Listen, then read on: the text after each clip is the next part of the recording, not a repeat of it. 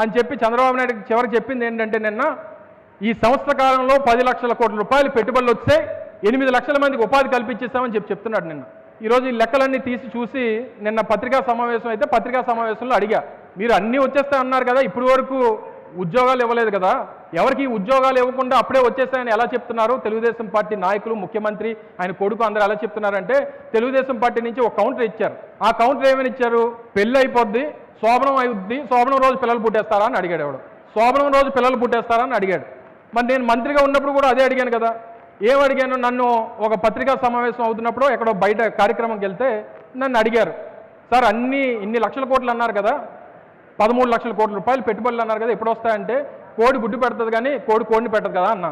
మరి నేను చెప్పింది నేను తప్పు ఉందా? అప్పటి నుంచి నన్ను గుడ్డు అమర్నాథ్ అని పిల్లడం మొదలుపెట్టారు.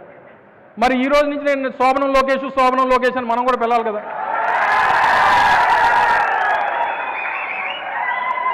అంటే నేను గుడ్డు కథ చెప్తే నేను తప్పు, నువ్వు శోభనం కథ చెప్తే నువ్వు తప్పు కాదా? ఈ రోజు నుంచి నువ్వు శోభనం పెళ్ళికొట్టు లోకేష్ అని పిలుస్తావు. నేను